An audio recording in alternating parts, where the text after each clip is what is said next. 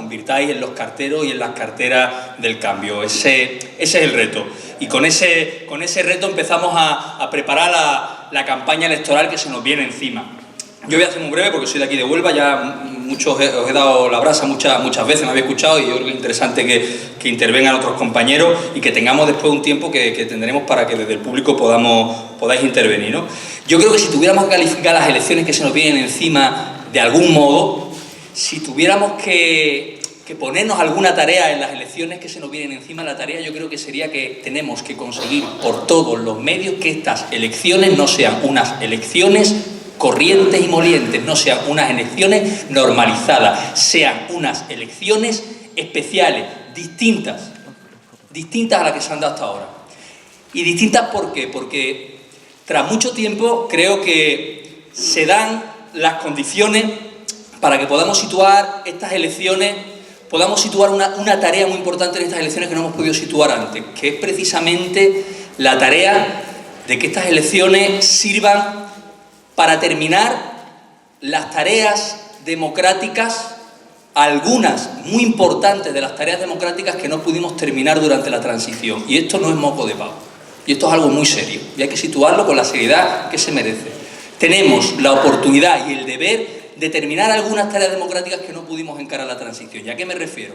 El otro día en el Consejo Económico de Podemos presentaron el documento económico que va a inspirar nuestro programa en materia económica, que lo presentaban economistas de mucho renombre, estaba firmado por Stiglitz, incluso por Vicente Navarro, y yo me quedé, si no sé si tuviste la oportunidad de verlos por Extremi, yo me quedé con una consideración muy reveladora que hizo Vicente Navarro aquel día. Cuando Vicente Navarro hablaba de cómo estaban sufriendo los distintos países de la Unión Europea la crisis, tuvo una especial consideración hacia el caso español, no solo el español, también el griego, también el portugués, y era que él reflexionaba de que aquí nos enfrentábamos a la crisis económica con unas estructuras estatales un tanto especiales y que hundían sus raíces de aquellos barros, estos lodos, en el modelo, en la estructura económica que el franquismo supuso en este país, que era el modelo de cómo los ricos se hacían más ricos y los pobres éramos más pobres, ¿no? Ese modelo franquista de ese aparataje económico, de la manera en que las élites se lucraban, consistía en que teníamos un país con una presión fiscal hacia los ricos irrisoria, donde era muy fácil evadir impuestos, donde la corrupción funcionaba perfectamente como un modo de lucrarse, arrimarse al poder, donde el mercado laboral estaba totalmente deteriorado en favor de los trabajadores, había un mercado laboral, una ley laboral que machacaba a los trabajadores y había una impunidad. Esos cuatro elementos que Vicente Navarro situaba habían permitido que los ricos cada vez fueran más ricos y que los pobres cada vez fuéramos más pobres. Cuando luchamos por la transición, cuando luchaste y los más mayores por la transición, en la transición, y conseguimos las libertades políticas que nos negaban, conseguimos las libertades políticas, es cierto, pero cuando ellos nos negaban las libertades políticas, no nos las negaban por gusto, nos negaban las libertades políticas porque si no hacíamos política, ellos se podían seguir lucrando con ese modelo económico de hacerse ricos, ¿no? Y por eso nos negaban, por eso nos pegaban palos, por eso corríamos delante de los grises, para impedir que el pueblo pudiera cambiar esa situación por la cual las élites se enriquecían. El caso es que llegó la transición, el caso es que se consiguieron las libertades políticas, pero parece evidente y objetivo que a la primera de cambio, cuando ha estallado la crisis económica, se ha puesto en evidencia que tenemos una democracia low cost, de bajo coste, una democracia de barniz, porque precisamente la respuesta que han tenido los partidos, el PP, el PSOE, la respuesta de la austeridad ante la crisis no ha venido sino más que a incidir en aquellos elementos por los cuales durante el franquismo los ricos se hacían más ricos. No hay presión fiscal, estamos 8 puntos por debajo de la media europea, no hay presión fiscal hacia los ricos. La corrupción campa a sus anchas, seguimos haciéndose ricos, unos siguen haciéndose ricos a base de arrimarse al poder, el mismo capitalismo de amiguetes.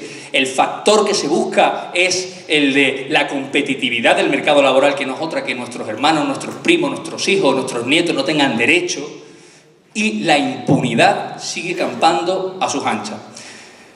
A la primera de cambio estallado todos los resortes democráticos, a la primera de cambio parece que al régimen del 78 se le han caído los barnices democráticos y seguimos con un modelo de austeridad que se ha constitucionalizado por el artículo 135, y eso lo hizo el PSOE y eso lo siguió el PP, por lo cual las élites económicas vuelven a cerrar el cerrojo de lo que durante 80 años sigue siendo su modo de hacerse más ricos, y es por eso que durante la crisis económica desde el 2007 hasta ahora da la casualidad que el 20% más pobre de la sociedad española, justo esa riqueza que ha perdido ese 20% es la que ha acumulado el IBEX 35. Por eso hoy en día, durante la crisis económica y a través de la austeridad, el 1% de este país acumula una riqueza semejante a la del 70% de ese país, y en esa seguimos. ¿Qué es lo que toca ante esta situación? Agarrar lo que conquistamos. ¿Y qué conquistamos? La libertad política. El problema es que ellos han sido listos y han intentado que esa conquista democrática que conseguimos durante la transición no tuviera valor. ¿Y cómo consiguieron que no tuviera valor?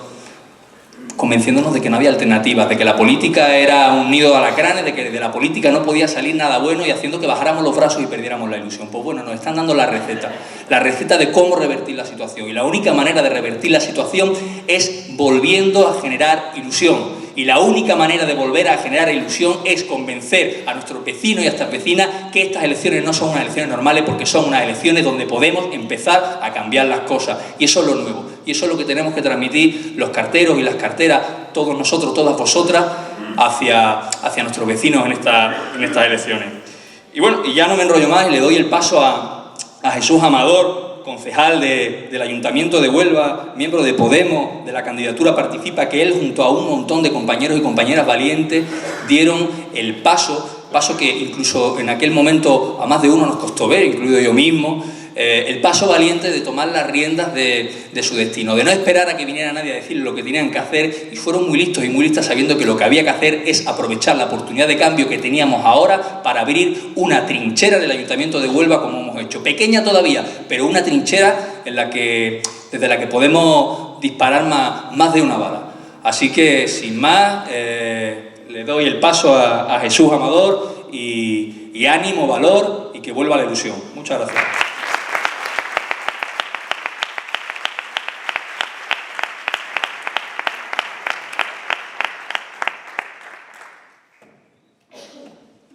Muchas gracias, Carlos. Muchas gracias, Esther. ¿Qué sería de nosotros sin Esther? Muchas gracias, Esther y Rafa. Bueno, sois queridos aquí en Huelva. Tenemos siempre buenos recuerdos y momentos especiales cada vez que habéis venido, ¿no? Yo recuerdo en el acto de la Plaza de las Monjas de las elecciones andaluzas, cuando vino Tere y hubo un problema con el camión, y 6 horas después ese camión no entraba en la Plaza de las Monjas, y 6 horas después conseguimos que entrase y no sabíamos si íbamos a poder, y llamamos a la gente y en 1 hora descargamos ese camión con los dientes. Allí estábamos con unas pilas puestas que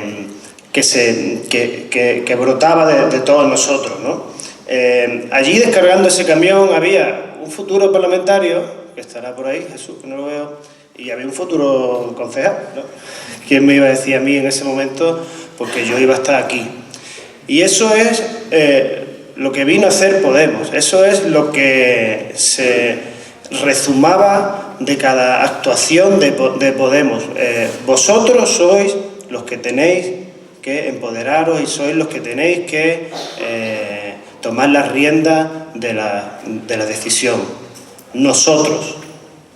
Entonces, cuando el cambio empezó en Andalucía, se empezó a ver lo que se podía hacer, teníamos muchas ganas de llegar a las instituciones y empezar a hacer cositas, empezar a que se note que cuando nosotros tomamos las decisiones, cuando el pueblo llega a las instituciones, es cuando mejor pueden ir las cosas. Nos dijeron, primero, que si queríamos hacer algo, que nos presentásemos. Venga, los perros flautas del 15M, que se presenten y que se atrevan a enfrentarse a las urnas. Lo hicimos. Después nos dijeron que eso era muy difícil, que no íbamos a saber hacerlo, que no íbamos a poder. Bueno, pues bien, lo hicimos.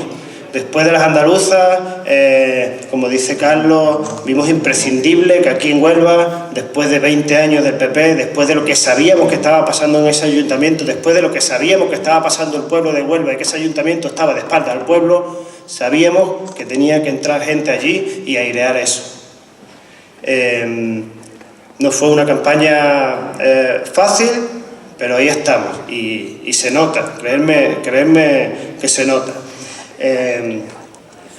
Nos dijeron que íbamos a entrar para hacer cosas raras, cosas de izquierda, y lo que hemos hecho ha sido parar desahucios, hacer leyes para que no hagan más desahucios, asegurar el suministro de agua a todos y a todos los ciudadanos y ciudadanas de Huelva, pelear porque este invierno nadie pase frío porque no sea capaz de encender la estufa porque no va a poder pagar la luz, y auditar las cuentas del ayuntamiento. Bien, se van haciendo cosas. Cuando nos decidimos a que se tienen que hacer las cosas como de una forma lógica entendemos que se tiene que hacer, se avanza. Pues resulta que después de que nos dijeron que no íbamos a poder hacerlo, después de que nos dijeron que lo íbamos a hacer mal, que no íbamos a saber, pues ahora por último nos dicen que somos un sarampión que hay que pasar. Eso me han dicho hace poco en una comisión, un concejal, miembro del equipo de gobierno de aquí, que estas candidaturas, esta pluralidad que quiere tanta representación del pueblo en los plenos, esto es un sarampión que hay que pasar. Me parece una barbaridad que alguien diga eso, ¿sabes?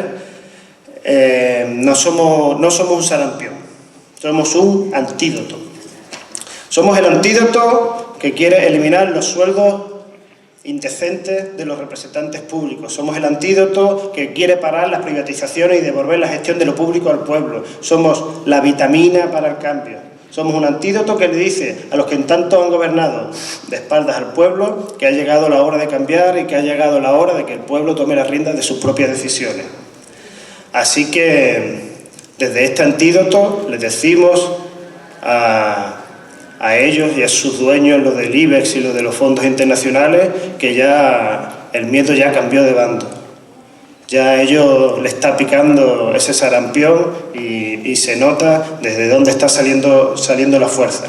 Desde todos los lugares de Andalucía en los que nos decidimos a hacer municipalismo, nos estamos cohesionando desde la alcaldía de Kichi, que está haciendo cosas increíbles, tal como tenía las cuentas ese ayuntamiento, Córdoba, Málaga, gente de Jaén, desde toda Andalucía, en Huelva, San Juan, Gibraleón, Bollullo, Almonte, Aracena, Ayamonte, Jaraque, en muchos sitios. Antes nos ha dado el dato en porcentaje, el 20% de la población está gobernada por los ayuntamientos del cambio, y eso es una maravilla, ¿no?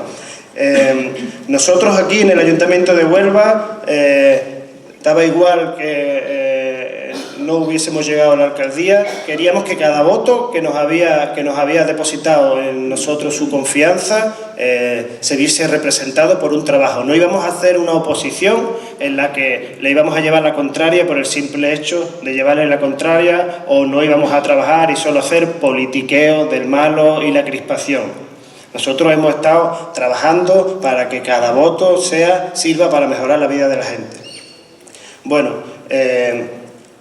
quiero decir ahora que ese concejal que está en el ayuntamiento pues está acompañado de un equipo que trabaja bastante duro, se está dejando el alma en, no sé, 9 reuniones a la semana. Eso es posible, se puede hacer así, y son gente que son las que están generando el cambio, ¿no? Desde aquí en Huelva Capital y en cada una de las provincias que estamos aquí hoy. Está generando un cambio que es necesario y urgente. Una deriva de privatizaciones que se están comiendo los ayuntamientos, gobernados por un sistema injusto y fallido ya, en el que unos fondos internacionales privados le prestan dinero a los países y le dicen lo que tienen que hacer. Eso llega también a los ayuntamientos. A nosotros nos limitan la ley de racionalización de entidades públicas, la ley de base de régimen local. Nos dicen que, por ejemplo, no podemos contratar a nadie más de la empresa pública de limpiezas de colegios y establecimientos municipales, que tiene una deuda increíble, que se le ha tenido que poner 380.000 euros encima de la mesa, pero sí hay dinero para contratar a una empresa multinacional para que haga las limpiezas del Ayuntamiento de Huelva.